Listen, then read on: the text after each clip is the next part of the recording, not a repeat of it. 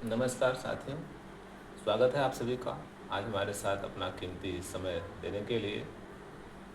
तो आज मैं आपको हिंदी साहित्य के आदिकालीन कवि में जो कोई चर्चा किया था अभी तक तो किया था, अब मैं इसके साथ साथ आधुनिक युग के आधुनिक काल के जो है नई कविता के अप्रतिम कवि नागार्जुन के विषय में मैं चर्चा करने चल रहा हूँ।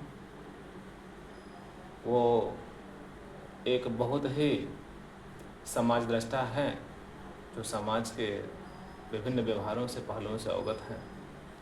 तो मैं आपको बताना चाहूँ कि मैं अपने पढ़ाई के दिनों में नागार्जुन की 2 कविताओं को पढ़ा और बहुत प्रभावित भी हुआ, जिसमें एक कविता उनकी हमारे एमए मास्टर ऑफ आर्ट्स के समय में था सिलेबस में मास्टर जी, और दूसरा था अकाल और उसके बाद। अभी हमने एक कविता को देखा उनकी एक काव्यकृति को जिसमें था कालिदास सच सच बतलाना।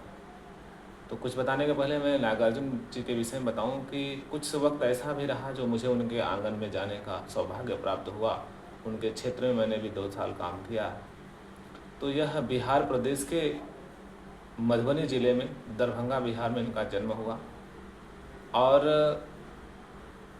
इन्होंने ये जो कविता लिखी है कालिदास सच सच बतलाना, तो इन्होंने जब कालिदास के 3 महाकाव्य का जो है मंथन किया, उसको पढ़ा, उसको जाना, तब इन्होंने सोचा कि 3 इस महाकाव्य में जो है किसी नायक और नायिका का जो विरह वर्णन है, इतनी गहराई, इतनी आत्मीयता से अन्यत्र कहीं देखने को नहीं मिलता। जो इन्होंने कालिदास कविकुल गुरु कालिदास के 3 महाकाव्य को लिया है, जिसमें रघुवंशम, कुमार संभव और मेघदूत, तीनों रचनाओं में तीनों जगह इन्होंने नायक और नायिका का जो विरह वर्णन है एक जगह समेट करके लिखा। ऐसा स्पष्ट होता है कि नागार्जुन जी मानो पूछ रहे हैं कालिदास से कि वह कालिदास जी ने किसी दूसरे की या अन्यत्र किसी की जो है विरह का वर्णन नहीं किया है, इतनी आत्मीयता से उस रचना को, उस विरह का वर्णन किया है। तो ऐसा लगता है कि स्वयं कालिदास अपने ही फटी हुई वेदना को अभिव्यक्त करते हुए कह रहे हैं कि यह जो नायक नायिका का विरह है स्वयं का विरह है। तो इन्होंने 3 प्रकार के महाकाव्य का वर्णन किया है, जिसमें पहले वर्णन क्या, नायक नायिका का वर्णन। तो पहला है रघुवंशम। तो रघुवंशम में जो है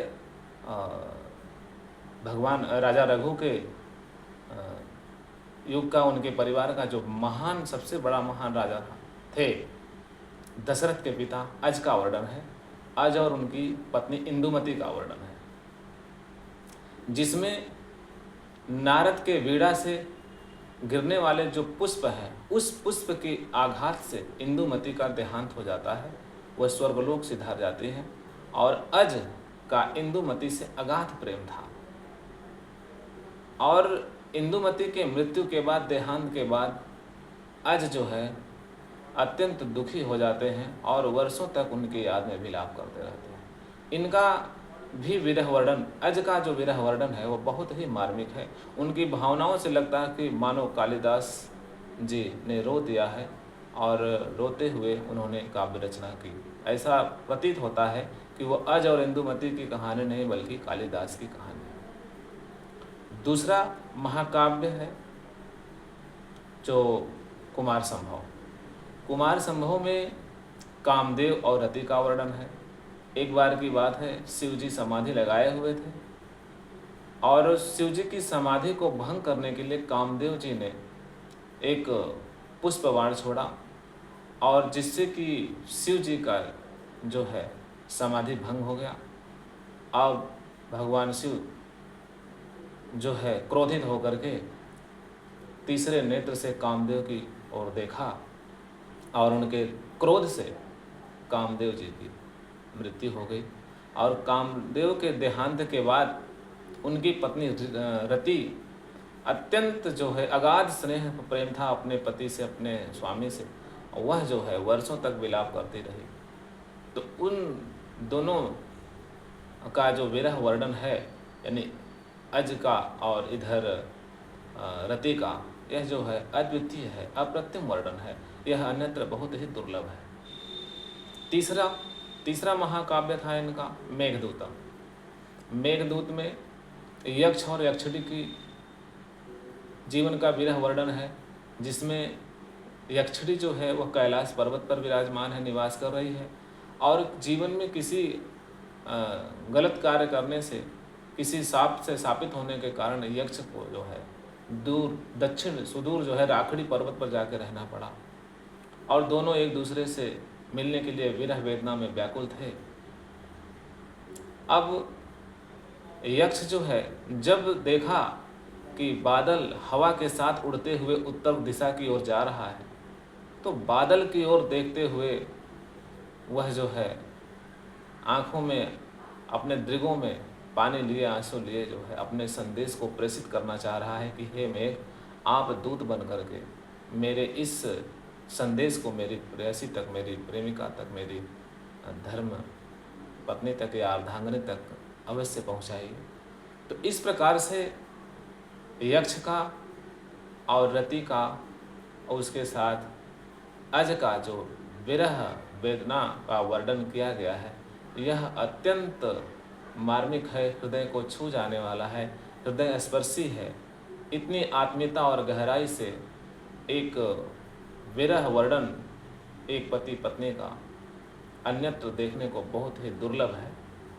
इसलिए ऐसा लगता है कि, ऐसा प्रतीत हो रहा है कि मानो नागार्जुन जी इन महाकाव्य को पढ़ने के बाद, पठन अध्ययन करने के बाद, मानो कालिदास से पूछ रहे हैं कि सच सच बतलाइए कि आपने अपने काव्य में दूसरे के कथन को लिखा है, दूसरे की पीड़ा को लिखा है, या आपने स्वयं अपने कष्ट को उजागर किया है। तो आइए उस कविता का हम मंचन करें जिसमें इन तीनों महाकाव्य का वर्णन एक साथ नागार्जुन जी ने मिला दिया है। यानी रघुवंशम, कुमार संभव और मेघदूतम तीनों महाकाव्य आपने नहीं पढ़ा है तो इस कविता को नागार्जुन के साथ पढ़िए, नागार्जुन की कविता को पढ़िए और आपको तीनों महाकाव्य के दर्शन अवश्य मिल जाएंगे। तो एक झलक आप उन कविता को देखिए कि क्या है। जैसे ऐसा लग रहा है कि कालिदास से बाबा नागार्जुन जी पूछ रहे हैं कि कालिदास सच सच बतलाना, इंदुमती के मृत्यु शोक से अज रोया या तुम रोए थे। तो रघुवंशम का चर्चा पहले हो रहा है कि इंदुमती के मृत्यु शोक से अज रोया या तुम रोए थे। कालिदास सच सच बतलाना, शिव जी की तीसरी आँख से निकली हुई महाज्वाला से घन मिश्रित सूखी समिधा सम कामदेव जब भस्म हो गया, रतिका क्रंदन सुन आंसू से तुमने ही तो दृग्ध हुए थे। यहाँ पर रति का भी वर्णन सामने है।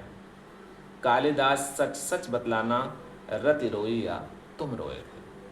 मतलब रति का रोना ऐसा स्पष्ट हो रहा है कि स्वयं कालिदास नायक बन करके या नायिका बन करके रोते हुए वर्णन कर रहे हैं। कालिदास सच सच बतलाना, रति रोई या तुम रोए थे। वर्षा ऋतु की स्निग्ध भूमिका, प्रथम दिवस आषाढ़ मास का, देख गगन में श्याम घटा, विधुर यक्ष का मन जब उचटा, खड़े खड़े तब हाथ जोड़कर चित्रकूट से सुभग शिखर पर उस बेचारे ने भेजा था जिनके ही द्वारा संदेशा, उन पुष्करा वर्त मेघों का साथी बनकर उड़ने वाले। कालिदास सच सच बतलाना, पर पीड़ा से चूर चूर हो, थक थक कर और चूर चूर हो, यानी पर पीड़ा से पूर पूर हो, थक थक कर और चूर चूर हो, अमल धवल गिर के शिखरों पर प्रियवर तुम कब तक सोए थे, रोया यक्ष कि तुम रोए थे। कालिदास सच सच बतलाना, यानी यहाँ पर महाकवि कालिदास उनकी रचनाओं को देखने के बाद नागार्जुन जी पूछ रहे हैं कि मुझे तो ऐसा प्रतीत हो रहा है कि आपके जीवन की फटी हुई वेदना की अभिव्यक्ति है, यह दूसरे की अभिव्यक्ति एक दूसरा नायक नहीं कर सकता। तो इस प्रकार जो है ऐसा लग रहा है कि नागार्जुन जी कालिदास की पीड़ा को पूछ रहे हैं। तो इससे स्पष्ट होता है कि कालिदास ने एक नायक नायिका के विरह वर्णन का अद्वितीय वर्णन, जो अप्रतिम वर्णन किया है, यह अन्यत्र दुर्लभ है। तो मुझे उम्मीद है कि आपको ये वीडियो अच्छा लगेगा। 3 महाकाव्य का दर्शन 4 मिनट के वीडियो में 3 मिनट के समय में आपको दर्शन हो गए। तो आज के लिए इतना ही, फिर मिलते हैं अगले वीडियो में। तब तक के लिए धन्यवाद। आपका दिन शुभ रहे।